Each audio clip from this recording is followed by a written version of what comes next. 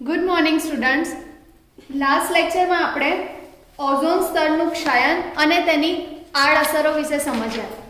આજે આપણે normally ozone વિશે અભ્યાસ કરીએ તો એક લાઈન આવે છે કે ઓઝોન સ્તરમાં ગાબડું પડે છે, પ્રદૂષણ થાય તો ગાબડું કેમ પડે છે, ગાબડું કઈ રીતે પડે છે તે વિશે આજે સમજીશું. થિયરી એક્ઝામમાં ક્વેશ્ચન પૂછાઈ શકે છે કે ઓઝોન સ્તરમાં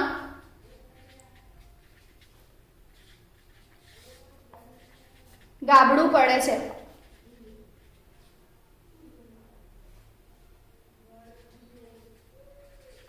સમજાવો.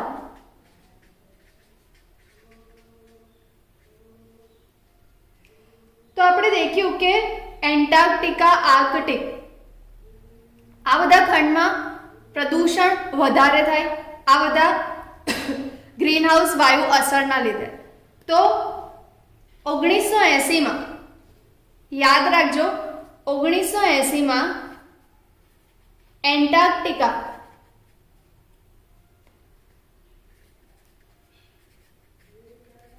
એન્ટાર્કટિકામાં અભ્યાસ કરનાર વાતાવરણીય વૈજ્ઞાનિકોએ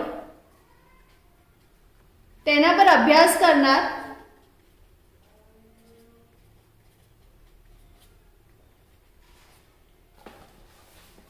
વાતાવરણીય વૈજ્ઞાનિકો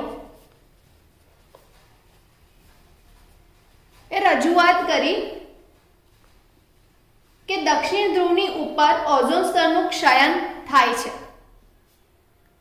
1980માં એન્ટાર્કટિકા પર જે દક્ષિણ ધ્રુવ છે તેના પર ઓઝોન સ્તરનું ક્ષયન થાય છે તેવું આ વાતાવરણીય વૈજ્ઞાનિકોએ જણાવ્યું. હવે કંઈ બી સ્ટેટમેન્ટ આપે તો પહેલા સામેવાળા શું કે પ્રૂવ કરો, સાબિત કરો કે કઈ રીતે. તો આ વૈજ્ઞાનિકોએ શું કીધું કે જે દક્ષિણ ધ્રુવ છે તેના પર ઓઝોનનું ક્ષયન થાય છે.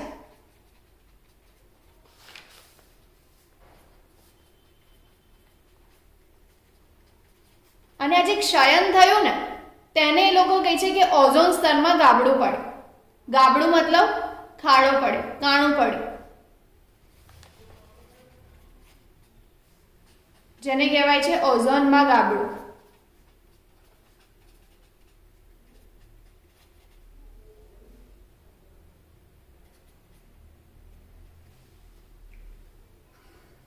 યાદ રહ્યું? 1980માં એન્ટાર્કટિકા પર અભ્યાસ કરનાર વૈજ્ઞાનિકો, વાતાવરણીય વૈજ્ઞાનિકો એ કીધું કે દક્ષિણ ધ્રુવ પર ઓઝોન સ્તરનું ક્ષયન થાય છે. ઉત્તર ધ્રુવ, દક્ષિણ ધ્રુવ ખ્યાલ છે ને? તો જે દક્ષિણ ધ્રુવ છે તેના પર ઓઝોન સ્તરનું ક્ષયન થાય છે, જેને કીધું કે ઓઝોનમાં ગાબડું પડે છે તેમ કહેવામાં આવ્યું. હવે આપણે ઓઝોનનું ક્ષયન વિશે સમજ્યા. ત્યાં આપણે સમજ્યા હતા ક્લોરીન મુક્ત મૂલક. આપણે દેખ્યું હતું કે ઓઝોનનું ક્ષયન થવાનું મુખ્ય કારણ કયો વાયુ હતો? CFC, chlorofluorocarbon. CFC માંથી શું મુક્ત થાય? CFC માંથી શું મુક્ત થાય? ઓઝોન. ના, હમણાં જ ભણ્યા, હમણાં જ કીધું. CFC માંથી ક્લોરીનના મુક્ત મૂલકો જે વાતાવરણીય પ્રદૂષણ માટે જવાબદાર છે, ઓઝોનના સ્તરના ક્ષયન માટે મુખ્ય જવાબદાર પરિબળ છે. ડન. તો હવે ઉનાળામાં નાઇટ્રોજન ઓક્સાઇડ અને મિથેન એ ક્લોરીન મોનોક્સાઇડ અને ક્લોરીન પરમાણુ સાથે પ્રક્રિયા કરે તો ક્લોરીન યુક્ત નિપજ બનાવે છે.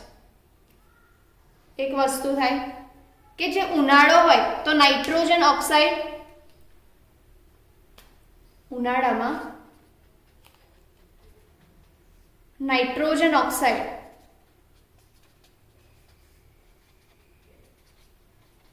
અને મિથેન શેમાં આવે? કયો સંયોજન છે મિથેન?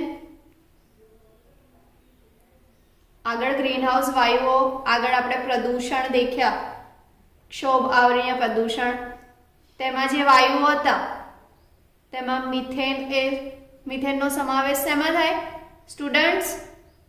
ગેસ આખું ચેપ્ટર ભણ્યા છે હાઇડ્રોકાર્બન, રાઈટ? મિથેન હાઇડ્રોકાર્બનમાં તેનો સમાવેશ થાય.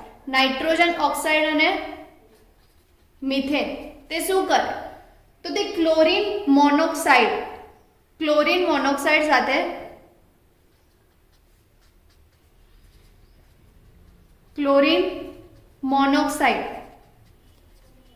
આગળ આવ્યું હતું આપણે ઓઝોનનું ક્ષયન સમજ્યા, તેમાં સેકન્ડ રિએક્શન યાદ હોય તો ફર્સ્ટ રિએક્શનમાં મળતું હતું ક્લોરીન મુક્ત મૂલક, સેકન્ડમાં મળતું હતું ક્લોરીન મોનોક્સાઇડ મુક્ત મૂલક. યાદ છે બધાને?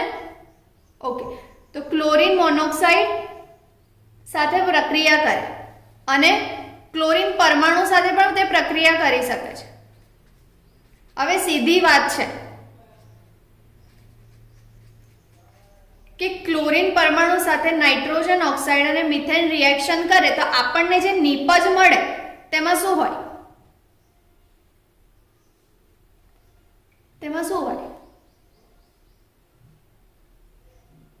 દિમાગ લગાવો. નાઇટ્રોજન ઓક્સાઇડ અને મિથેન ક્લોરીન મોનોક્સાઇડ કાં તો ક્લોરીન પરમાણુ સાથે રિએક્ટ કરે તો આપણને જે નિપજ મળે તેમાં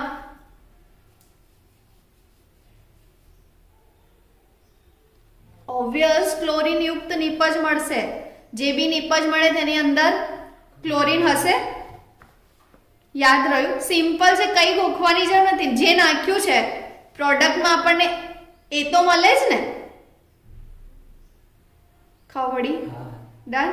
હા, તો ક્લોરીન મોનોક્સાઇડ કાં તો ક્લોરીન પરમાણુ તેને નાઇટ્રોજન ઓક્સાઇડ કાં તો મિથેન સાથે રિએક્ટ કરાવીએ તો જે નિપજ મળે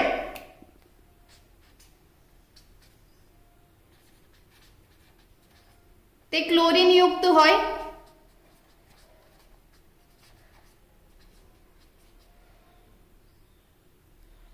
આપણે દાળ ભાત ખાઈએ તો દાળ છે, તુવેર દાળ છે, બાફીએ, આપણે જે દાળ બનાવીએ એમાં આપણને એ દાળ દેખવા મળે. અંદર જે મુખ્ય સબસ્ટ્રેટ પ્રક્રિયક છે તેનું નિપજમાં કન્વર્ટ થાય પણ તેનો સમાવેશ તો હશે જ ને. એની જ બાય પ્રોડક્ટ મળશે. H2 + O2 gives H2O. તો H2 પણ હાઇડ્રોજનનો બી અણુ હોય ને ઓક્સિજનનો બી અણુ હશે. ખ્યાલ આવ્યો ને? તો સેમ એઝ કે ક્લોરીન મોનોક્સાઇડ કાં તો ક્લોરીન પરમાણુ સાથે આબે રિએક્ટ કરે તો નિપજમાં ક્લોરીન યુક્ત નિપજ જ મળશે. સ્ટુડન્ટ્સ યાદ રહ્યું? હવે જે ક્લોરીન યુક્ત નિપજ છે તે શું કરે તો આપણે આગળ દેખ્યું કે ક્લોરીન યુક્ત નિપજ છે તે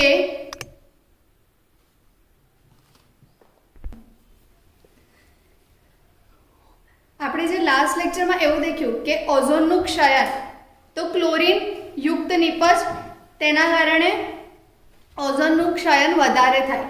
તો આપણને આ રિએક્શન જે નાઇટ્રોજન ડાયોક્સાઇડ નાઇટ્રોજન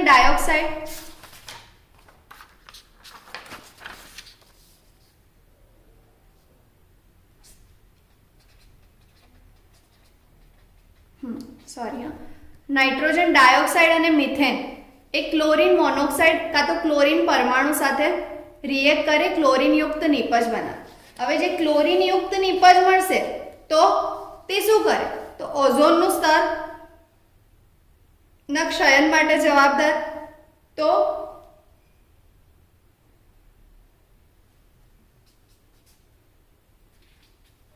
જે ઓઝોન ના ક્ષયનને વધુ હદ સુધી રોકે છે. આ જે નિપજ મળે ને ક્લોરીન યુક્ત નિપજ મળે છે જે ઓઝોનના ક્ષયનને વધુ હદ સુધી રોકે છે.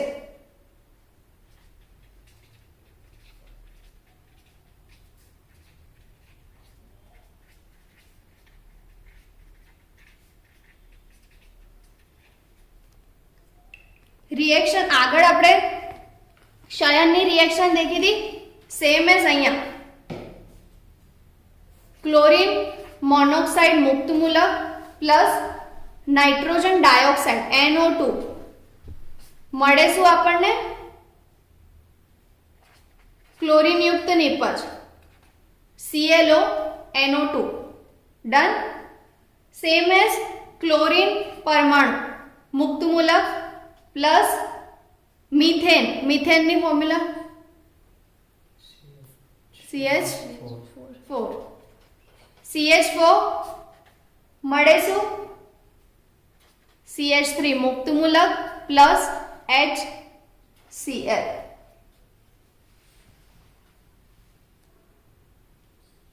હવે શું થાય? શિયાળામાં આ દેખ્યું આપણે ઉનાળામાં કેટલી ઋતુ? 3. શિયાળો, ઉનાળો, ચોમાસું. ઉનાળામાં શું થાય? નાઇટ્રોજન ડાયોક્સાઇડ અને મિથેન કોની સાથે? ક્લોરીન મોનોક્સાઇડ કાં તો ક્લોરીન પરમાણુ સાથે રિએક્ટ કરે, બનાવે શું? ક્લોરીન યુક્ત નિપજ જે ઓઝોનના ક્ષયનને વધુ હદ સુધી રોકે છે. રિએક્શન્સ ક્લોરીન મોનોક્સાઇડ મુક્ત મૂલક પ્લસ નાઇટ્રોજન ડાયોક્સાઇડ મર્જ કરીને ClO NO2 same as chlorine મુક્ત મૂલક પ્લસ મિથેન મળે શું? CH3 મિથેન મુક્ત મૂલક પ્લસ HCl ગેસ. ખ્યાલ આવ્યો? ખબર પડી? કઈ ડાઉટ સ્ટુડન્ટ્સ? જાગો છો?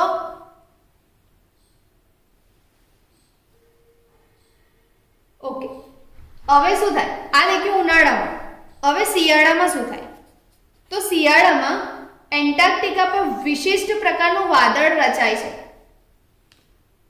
એન્ટાર્કટિકા પર વિશિષ્ટ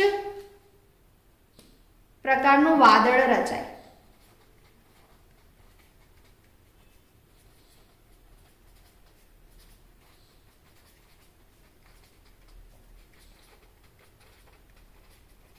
વિશિષ્ટ પ્રકારનું વાદળ રચાય છે જે શું કરે? પહેલા તો આને શું કહેવાય? હવે તમને એ વસ્તુ ફરી બધા જ લેક્ચરમાં પૂછ્યું છે સેમ. ઓઝોન વાયુ કયા આવરણમાં આવેલો છે? બધા જ લેક્ચરમાં આ ક્વેશ્ચન આપણે પૂછ્યો છે. ઓઝોન સમતાપ. ડન. તો શિયાળામાં એન્ટાર્કટિકામાં વિશેષ પ્રકારનું જે વાદળ રચાય છે ને તેને શું કહેવાય? ધ્રુવીય સમતાપ વાદળ. ધ્રુવીય સમતાપ વાદળ. હવે આ વાદળ એવી સપાટી પર આ વાદળ એવી સપાટી પ્રદાન કરે છે જેના પર બનેલો ક્લોરીન નાઇટ્રેટ જળ વિભાજન પામીને હાઇપોક્લોરસ એસિડ બનાવે છે. શું કરે? તો આ વાદળ છે ને એવી સપાટી વાદળ એટલા સારા નહીં. આ વાદળ એવી સપાટી વાતાવરણમાં એવી સપાટી પ્રોવાઈડ કરે જેનાથી શું થાય? જેના પર બનેલો ક્લોરીન નાઇટ્રેટ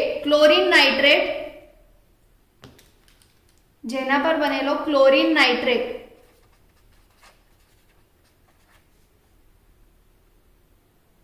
નું જળ વિભાજન થાય અને હાઇપોક્લોરસ એસિડ બનાવે. ક્લોરીન નાઇટ્રેટ નું જળ વિભાજન અને હાઇપોક્લોરસ એસિડ હાઇપર ખ્યાલ છે? હાઇપોક્લોરસ એસિડ બનાવે. ધ્રુવીય સમતાપ વાદળ એવી સપાટી પ્રદાન કરે કે ક્લોરીન નાઇટ્રેટ જળ વિભાજન પામીને હાઇપોક્લોરસ એસિડ બનાવે છે. હવે તમે કહેશો મેડમ રિએક્શન્સ, તો ક્લોરીન નાઇટ્રેટ જળ વિભાજનમાં શું થાય? જળ વિભાજનમાં રિએક્શનમાં કોણ પાર્ટ લે, કોણ ભાગ ભજવે? H2O. સિમ્પલ છે. H2O પ્લસ ક્લોરીન નાઇટ્રેટ બને શું? HOCl. HOCl. Hypochlorous acid plus HNO3. હવે ક્લોરીન નાઇટ્રેટ હાઇડ્રોજન ક્લોરાઇડ સાથે પ્રક્રિયા કરીને ક્લોરીન અણુ બનાવશે. ક્લોરીન નાઇટ્રેટ આ છે સેમ બીજી રિએક્શન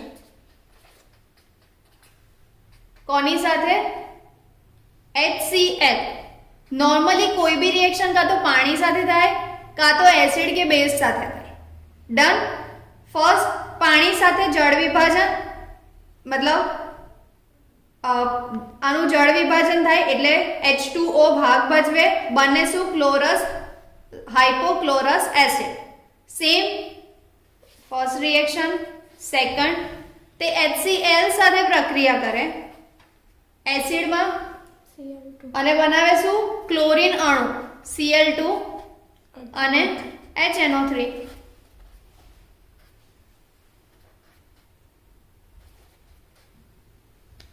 ખ્યાલ આવ્યો? આ ક્યારે થાય પ્રક્રિયા? આ પ્રક્રિયા ક્યારે થાય છે?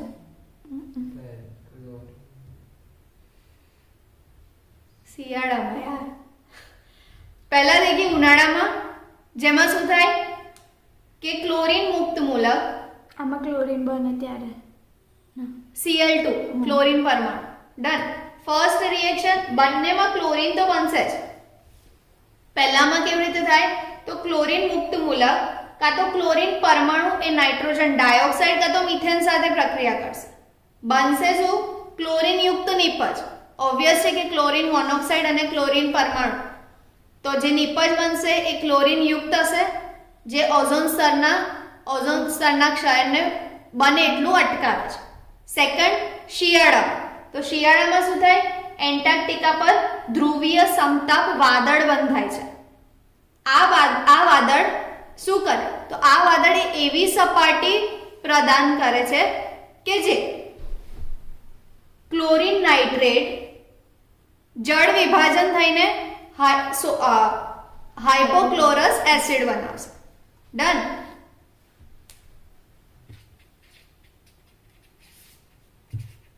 ક્લોરીન નાઇટ્રેટ જળ વિભાજન થાય, હાઇપોક્લોરસ એસિડ મળે.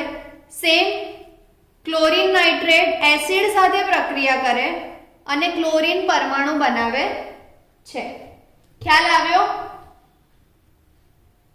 હવે ઉનાળો આવી ગયો, શિયાળો આવી ગયો. એવી કઈ ઋતુ છે જ્યાં બહુ જ સારા એવા મતલબ વનસ્પતિ સારા એવા પર્ણો આપે? ચોમાસું તો ખરું, પણ આમ પાનખર, વસંત આ બધી ઋતુ મેં સાંભળી છે.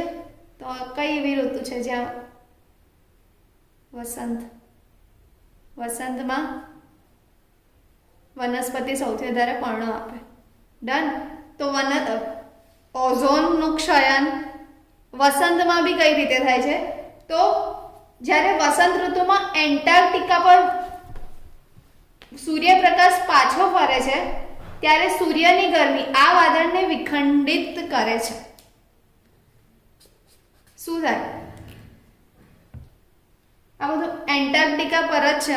આખું ઓઝોનના ક્ષય મતલબ ઓઝોનનું ક્ષયન થાય છે, ઓઝોન પર ગાબડું પડે છે અને એની જે બી રિએક્શન્સ છે એ બધી જ એન્ટાર્કટિકા પર એનો અભ્યાસ થયો છે. ડન. કયો ધ્રુવ હતો? પ્રજાપતિ પટેલ નહીં. કયો? દક્ષિણ ધ્રુવ. ઠીક છે. દક્ષિણ ધ્રુવ પર વાતાવરણીય વૈજ્ઞાનિકોએ અભ્યાસ કર્યો હતો. ફર્સ્ટ ઉનાળામાં, શિયાળામાં, હવે વસંત ઋતુમાં. તો વસંત ઋતુમાં શું થાય? તો વસંત ઋતુમાં એન્ટાર્કટિકા પર જ્યારે સૂર્યપ્રકાશ પાછો આવે, એન્ટાર્કટિકા પર સૂર્યપ્રકાશ પાછો આવે છે ત્યારે સૂર્યની ગરમી આ વાદળને વિખંડિત કરે છે. ત્યારે સૂર્યની ગરમી શું કરે? વાદળને તોડે, તેનું વિખંડન કરે.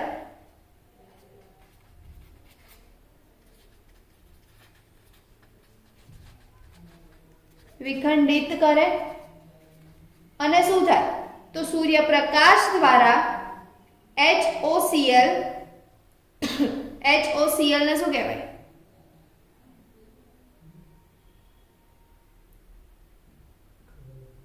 આગળ હમણાં જ ભણ્યા 2 મિનિટ પહેલા.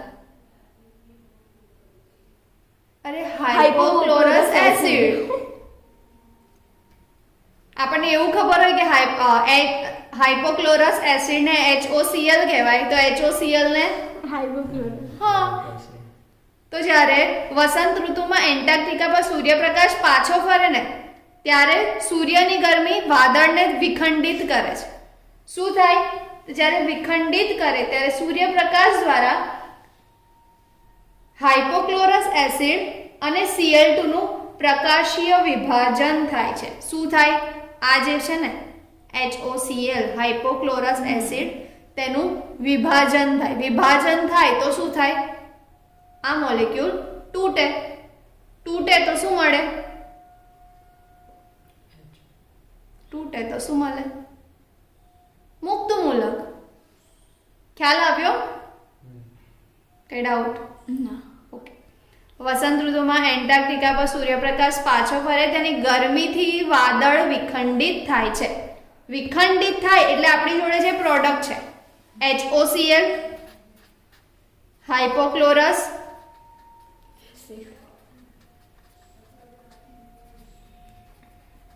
નું વિખંડન થાય છે. તો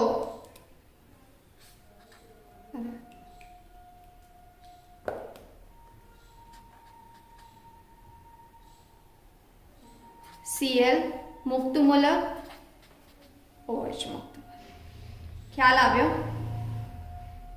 આ બ્રેક થાય Cl અને OH.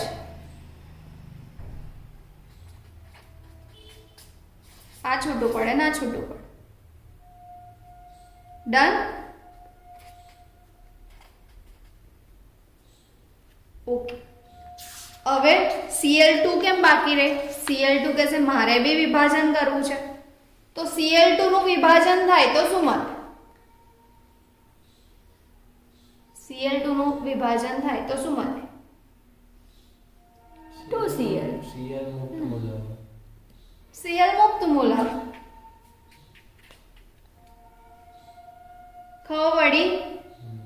હવે આમ ક્લોરીન મુક્ત મૂલક બને છે, જે અગાઉ જણાવ્યા મુજબ ઓઝોનના ક્ષયન માટે જવાબદાર છે.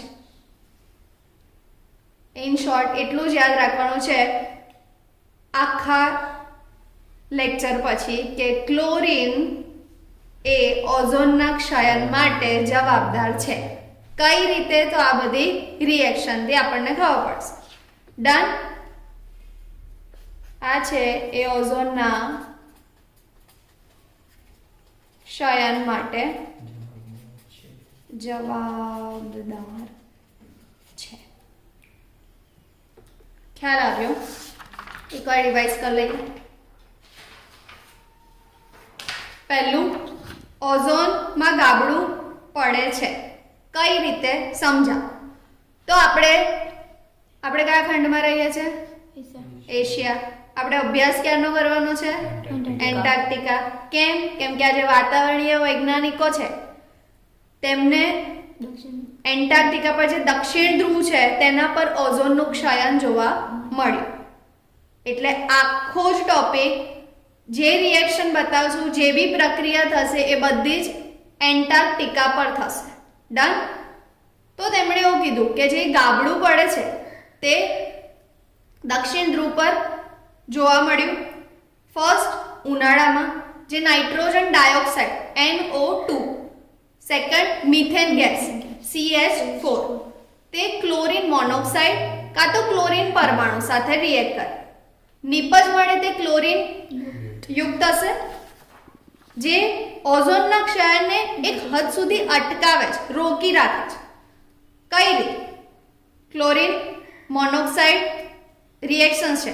ક્લોરીન મોનોક્સાઇડ નાઇટ્રોજન ડાયોક્સાઇડ મળે ClO NO2, સેમ ક્લોરીન મુક્ત મૂલક મિથેન મળે CH3 મુક્ત મૂલક પ્લસ HCl. હવે શિયાળામાં વિશેષ પ્રકારનું વાદળ રચાય છે વાતાવરણમાં. તે વાદળને શું કહેવાય? ધ્રુવીય સમતાપ વાદળ. હવે આ વાદળ શું કરે? તો વાદળ એ જે તેની સપાટી છે ને, તે વાદળની સપાટી એવું વાતાવરણ પ્રોવાઈડ કરે, એવું વાતાવરણ પ્રદાન કરે કે જે ક્લોરીન નાઇટ્રેટ છે, ક્લોરીન નાઇટ્રેટ યાદ રાખજો, ક્લોરીન નાઇટ્રેટ છે તેનું જળ વિભાજન કરી દે. જળ વિભાજન કરે તો હાઇપોક્લોરસ એસિડ મળે. આ રહી રિએક્શન. ક્લોરીન નાઇટ્રેટનું જળ વિભાજન થાય તો હાઇપોક્લોરસ એસિડ મળે, સાથે HNO3 મળે. સેમ જળ વિભાજન કરે H2O ભાગ ભજવે. સેકન્ડ રિએક્શનમાં તે એસિડ સાથે રિએક્ટ કરે તો શું મળે? સોડિયમ હાઇપોક્લોરસ એસિડ HCl સાથે પ્રક્રિયા કરે તો આપણને Cl2 ક્લોરીન અણુ મળશે અને HNO3 ગેસ મળશે. આ હતું શિયાળામાં. હવે આવે વસંત ઋતુમાં. તો વસંત ઋતુમાં જ્યારે એન્ટાર્કટિકા પર સૂર્યપ્રકાશ પાછો ફરે ત્યારે સૂર્યની ગરમીને કારણે જે વાદળ રચાયું હતું ને તેનું વિખંડન થાય. હવે વિખંડન થાય તો જે આપણો હાઇપોક્લોરસ એસિડ હતું તેનું વિભાજન થાય. હાઇપોક્લોરસ એસિડનું વિભાજન થાય સૂર્યપ્રકાશના વિકિરણોથી તો મળે શું? ક્લોરીન મુક્ત મૂલક અને OH મુક્ત મૂલક. સેમ એઝ ક્લોરીન અણુનું વિભાજન થાય તો ક્લોરીન મુક્ત મૂલકના 2 અણુ મળશે, જે ઓઝોનના ક્ષયન માટે જવાબદાર છે. આ હતું ઓઝોનના ક્ષયનમાં, મતલબ ઓઝોનમાં ગાબડું કઈ રીતે પડ્યું તે. નેક્સ્ટ લેક્ચરમાં જળ પ્રદૂષણ, જેના વિશે વધારે માહિતી મેળવીશું.